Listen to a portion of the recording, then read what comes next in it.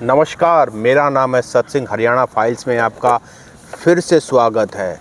आज का सबसे बड़ा सवाल जो हरियाणा की राजनीति में हलचल पैदा कर रहा है, भारतीय जनता पार्टी ने 6 लोकसभा में टिकट अनाउंस कर दी है, लेकिन बाकी जो 4 बचे रोहतक, सोनीपत, कुरुक्षेत्र और हिसार, किस नेता की लगेगी लॉटरी? ये जानने के लिए, इस पर चर्चा करने के लिए हमारे साथ एक बार फिर हैं जोगिंदर कथुरिया जी। कथुरिया जी, आपका स्वागत है और हम डायरेक्ट सवाल पे आते हैं। इस बार किसकी लॉटरी लगेगी? देखो, भाजपा जिन सीटों पर सबसे ज़्यादा सेफ थी उनके प्रत्याशी आ चुके हैं। मैंने जैसे पिछली वीडियो में भी बताया था कि 6 में से 4 प्रत्याशी तो 100% जीत रहे हैं, 2 पर मुकाबला है। ऐसे ये जो 4 सीटें हैं, भाजपा को इनमें बाजी पलटने का डर है, इसलिए भाजपा एक एक कदम फूंक फूंक कर रख रही है। यहाँ पर जब से भाजपा सत्ता में आई है, मध्य हरियाणा में भाजपा कमज़ोर रही है। रोहतक, झज्जर, सोनीपत बेल्ट पहले भी भूपेंद्र हुड्डा का गढ़ मानी जाती थी और यहाँ पे भूपेंद्र हुड्डा मजबूत हैं।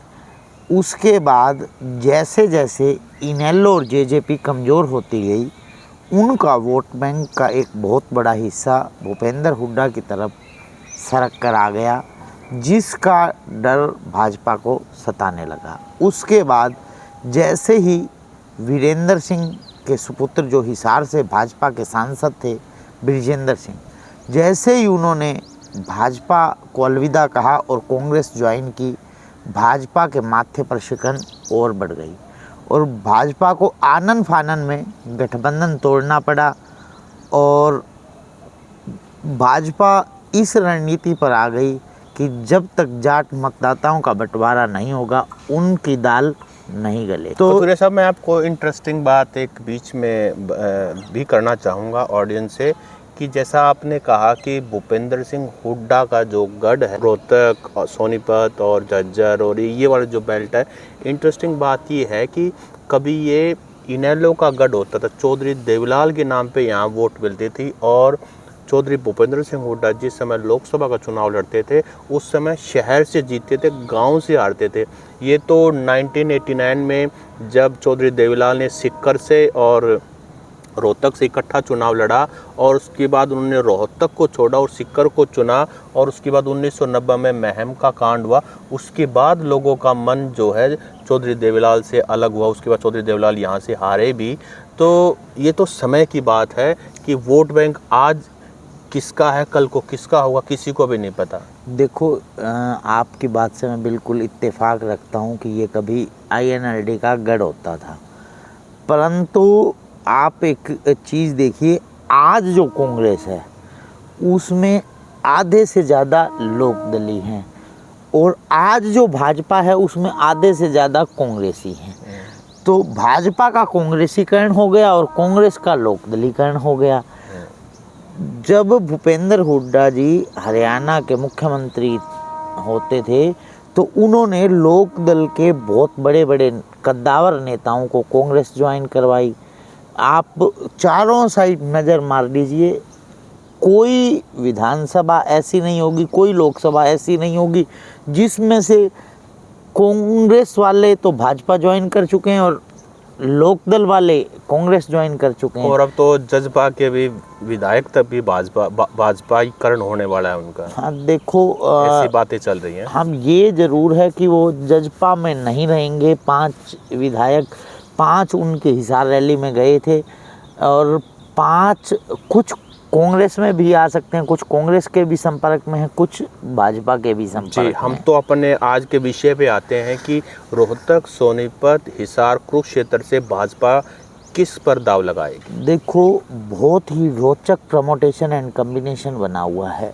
4 सीटें बाकी हैं, 4 में से भाजपा के पास विकल्प बहुत ज़्यादा है। भाजपा इन 4 सीटों में से एक कम से कम OBC उतारना चाहती है। एक प्रत्याशी भाजपा यहाँ पर ब्राह्मण कम से कम उतारना चाहती है, एक भाजपा जाट प्रत्याशी को उतारना चाहती है और एक वैश्य चेहरे को कम से कम उतारना चाहती है। तो इनमें से भाजपा जाट प्रत्याशी के 3 सीटों पर विकल्प हैं भाजपा के पास। यदि रोहतक से भाजपा को जाट प्रत्याशी उतारना हुआ तो रणदीप हुड्डा या ओम प्रकाश धनखड़ में से, यदि भाजपा को हिसार सीट पर जाट प्रत्याशी उतारना हुआ तो कैप्टन अभिमन्यु या कैप्टन भूपेंद्र, उसके बाद यदि भाजपा को सोनीपत में से जाट प्रत्याशी उतारना हुआ तो तीरथ राणा या राजू मोर, ये दोनों ही भाजपा के, एक सोनीपत ज़िले का अध्यक्ष रहा है, एक जींद ज़िले का अध्यक्ष रहा है, दोनों ही आरएसएस की पृष्ठभूमि से आते हैं और दोनों ही पुराने भाजपाई हैं, दोनों ही विधानसभा का चुनाव लड़ चुके हैं, दोनों ही को विधानसभा में कामयाबी नहीं मिली थी। अब ब्राह्मण चेहरे की बात करते हैं। यदि भाजपा को ब्राह्मण चेहरा हिसार से उतारना हुआ तो जनरल डीपी वत्स को मैदान में उतारा जा सकता है। यदि भाजपा को ब्राह्मण चेहरा रोहतक से उतारना हुआ तो यहाँ पर अरविंद शर्मा का दांव लग सकता है। यदि भाजपा को ब्राह्मण चेहरा सोनीपत से उतारना हुआ तो मोहनलाल बड़ौली और योगेश्वर दत्त, ये भाजपा के पास विकल्प बचते हैं। और कुरुक्षेत्र में भाजपा के पास केवल 2 ही विकल्प हैं। यदि भाजपा को वैश्य चेहरा उतारना है तो यहाँ पर नवीन जिंदल को मैदान में उतारने की संभावनाएं लग रही हैं, परंतु काफ़ी लंबा समय हो गया नवीन जिंदल जी के परिवार को भाजपा में ज्वाइन किए, पर अगर सीधी सीधी बात बन जाती तो अभी तक नवीन जिंदल जी को कुरुक्षेत्र से उतारा जा चुका होता। मुझे लग रहा है कहीं ना कहीं कोई बात सेटिंग बन नहीं रही है नवीन जिंदल जी के साथ। तो नवीन जिंदल जी या तो खुद चुनाव नहीं लड़ना चाह रहे होंगे, वो अपने पारिवारिक किसी मेंबर को उतारना चाह रहे होंगे और भाजपा इस पर सहमत नहीं हो रही होगी। अब विकल्प बनते हैं, एक सिख चेहरे को यहाँ पर हरियाणा में उतारने का मन बना रही है भाजपा, क्योंकि सिख अल्टीमेट भाजपा के बहुत नाराज़ है। उन्हें खुश करने के लिए यहाँ राजौरी गार्डन से पूर्व में विधायक रहे हैं और भाजपा का एक बहुत बड़ा सिख चेहरा है हरियाणा में, मनजिंदर सिंह सिरसा, उनको भी मैदान में उतारा जा सकता है कुरुक्षेत्र से। वहाँ पर जट सिख मतदाताओं की तादाद भी बहुत अच्छी खासी है कुरुक्षेत्र। किसान आंदोलन के दौरान उन्होंने भारतीय जनता पार्टी को ज्वाइन किया था। बड़ा ही अब इंटरेस्टिंग देखिए कि किसान आंदोलन में वो भारतीय जनता पार्टी को क्रिटिसाइज़ कर रहे थे और कुछ समय बाद उन्होंने बीजेपी को ज्वाइन कर लिया। और बहुत सारे नेताओं पंजाब से, क्योंकि सबसे ज़्यादा किसान आंदोलन में विरोध जो है पंजाब से उठ रहा था, और बहुत सारे कैप्टन अमरिंदर सिंह जो कि कांग्रेस के चीफ मिनिस्टर थे, जब चन्नी को चीफ मिनिस्टर बनाया गया तो नाराज़ होकर के उन्होंने भी बीजेपी ज्वाइन कर लिया। जाखड़ साहब ने भी बीजेपी ज्वाइन करा। तो ऐसा बहुत कुछ। मैं ये साथ साथ ये और जानना चाहता हूँ, तो आप ये कहना चाहते हैं कि रमेश कौशिक की, डॉक्टर अरविंद शर्मा की, दोनों की टिकट कट रही है, क्योंकि हिसार लोकसभा में तो ब्रजेंद्र सिंह ऑलरेडी कांग्रेस ज्वाइन कर चुके हैं, कुरुक्षेत्र के sitting BJP MP chief minister बन चुके हैं नायब सिंह सैनी। तो ये तो रोहतक और सोनीपत से दोनों एमपीओ की टिकट कट रही है, 2 ब्राह्मण नेताओं की छुट्टी हो रही है। देखो सोनीपत में तो ये हो सकता है कि एक ब्राह्मण कम से कम उतारा जाएगा, और मुझे उसकी ज़्यादा संभावना सोनीपत से ही दिखाई देती है कि सोनीपत में ब्राह्मण चेहरा उतारा जा सकता है। परंतु तीरथ राणा के ऊपर जो केंद्र में बहुत अच्छे रिलेशन हैं, वो दबाव बनाए हुए हैं सोनीपत से चुनाव लड़ने का। उनका दबाव कितना कामयाब हो जाता है भाजपा की केंद्रीय समिति पर, यदि जाट प्रत्याशी उतारना हुआ तो बहुत ही अच्छे चेहरे हैं भाजपा के पास। उनकी युवाओं में अच्छी पकड़ है, लोकप्रियता है। यदि यहाँ पर रणदीप हुड्डा को उतारा जाता है तो वो एक फिल्मी हीरो हैं, और अभी 23 मार्च को उनकी एक फ़िल्म भी आ रही है वीर सावरकर, और वो भाजपा वाले उसे प्रमोट भी कर रहे हैं। तो इसलिए यहाँ रणदीप हुड्डा को भी उतारे जाने की पूरी चर्चा। पिछली बार चर्चा में कथुरिया साहब आपने रोहतक से सुधा यादव का नाम लिया था, क्या वो रेस से बाहर है? यदि ओबीसी चेहरे के तौर पर रोहतक से प्रत्याशी उतारा जाता है तो बाबा बालकनाथ या सुधा यादव में से किसी एक को उतारा जा सकता, क्योंकि मैंने आपको आज भी कहा है कि एक ओबीसी, ये भाजपा बस विकल्पों में फंसी हुई है कि कहाँ पर ओबीसी, कहाँ पर ब्राह्मण, कहाँ पे वैश्य, कहाँ पे। ये भी हो सकता है यदि यहाँ पर नवीन जिंदल लड़ने से मना कर देते हैं तो मनजिंदर सिंह सिरसा या फिर एक डीडी शर्मा जी जय भगवान, जो पिछली बार जेजेपी की टिकट पर चुनाव लड़े थे और उनका भी अच्छा खासा प्रभाव है, अपना व्यक्तिगत वोट बैंक है कुरुक्षेत्र से, उन्हें भी उतारा जा सकता है। परंतु ये अभी भाजपा इन पर गहन मंथन कर रही है, क्योंकि हर सीट पर अलग अलग समीकरण है। तो सबसे बड़ी जो हॉट सीट है रोहतक सीट, अगर यहाँ से जाट वर्सेस जाट होगा, यानी कि अगर रणदीप हुड्डा को यहाँ से चुनाव लड़वाया जाता है, वो तो पॉलिटिक्स में पहले है नहीं और यहाँ जसिया गांव के रहने वाले हैं रोहतक ज़िले के, और हुड्डा हैं, अभिनेता हैं, उनकी अपनी पॉपुलैरिटी है, लेकिन लैक ऑफ पॉलिटिकल एक्सपीरियंस कहीं ना कहीं आपको नहीं लगता कि दीपेंद्र सिंह हुड्डा को एज देगा इस बार? देखो, बिल्कुल आपकी बात से मैं 100% इत्तेफाक रखता हूँ कि यदि यहाँ पर रणदीप हुड्डा मैदान में आते हैं तो यहाँ पर एज पर दीपेंद्र हुड्डा रहेंगे, एज पर नहीं। दीपेंद्र हुड्डा की जो जीत है, मेरा दावा है, वो 1 लाख से आरंभ होगी और वो बढ़ती बढ़ती 2 से 2.5 लाख भी हो सकती है, क्योंकि लोगों ने एक स्टारडम हीरो से क्या लेना है, लोगों को तो अपने काम चाहिए।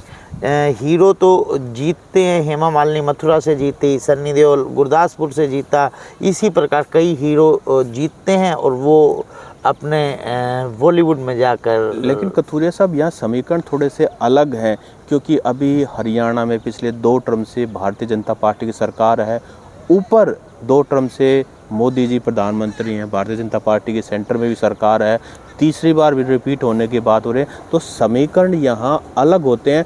उसका एडवांटेज आपको नहीं लगता भारतीय जनता पार्टी अगर रणदीप हुड्डा को लेके आ रही है तो उन्होंने बहुत ग्राउंड वर्क किया होगा और कुछ सोच समझ के, क्योंकि भारतीय जनता पार्टी वैसे ही किसी पे दाव नहीं लगाएगी। देखो, भाजपा आज बैकफुट पर है। मेरा जो आकलन कहता है कि भाजपा हरियाणा को लेकर डरी हुई है।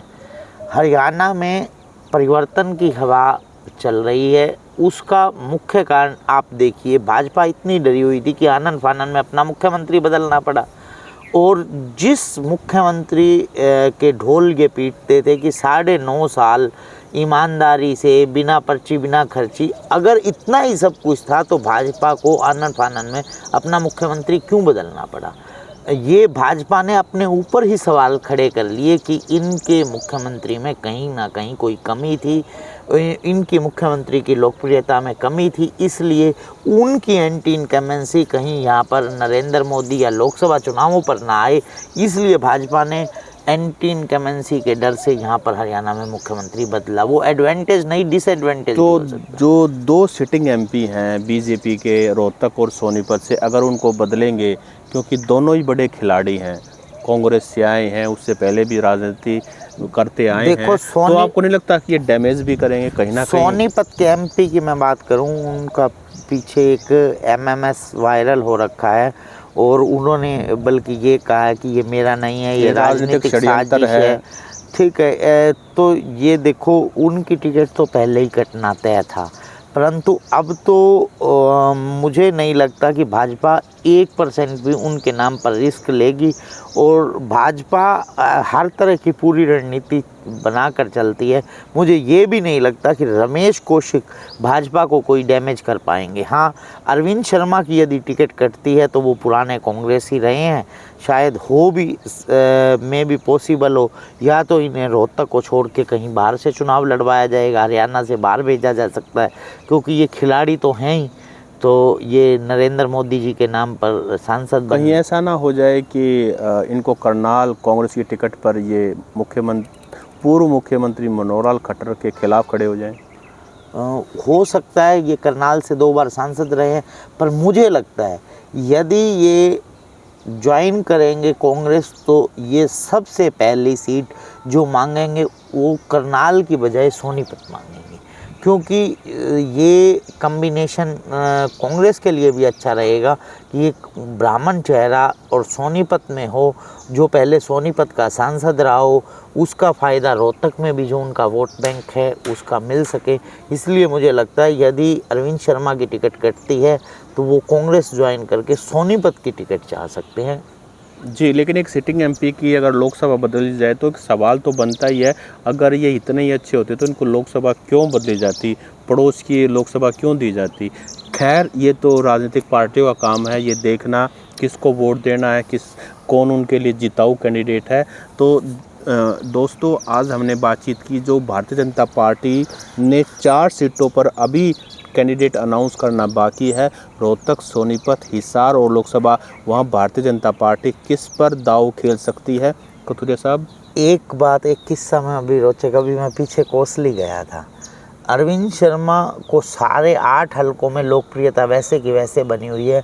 कोसली में जब मैं सर्वे करने के लिए गया, कोसली में 1-2 जगह मुझे ये सुनने में मिला, लोग मुझे बोले भाइयों एक बार अरविंद शर्मा की शक्ल तो दिखा दो, थारो शान मानो को। तो वो अरविंद शर्मा की एंटी इनकम्बेंसी है, इसलिए भाजपा उन्हें रोहतक में किसी भी उस पर दाव नहीं खेलेगी, किसी भी शर्त पर दाव नहीं खेलेगी। जी, कहने वाले तो ये भी कहते हैं कि भारतीय जनता पार्टी के पास डॉक्टर अरविंद शर्मा से मजबूत कैंडिडेट जो दीपेंद्र सिंह हुड्डा के खिलाफ चुनाव लड़ सके है ही नहीं, तो विकल्प ढूंढ रहे हैं कि अब अगर ये नहीं तो कोई और। खैर, ये बातें तो एक के बाद एक बातें निकलती रहेंगी। आज का वीडियो हम यहीं ख़त्म करते हैं। नमस्कार।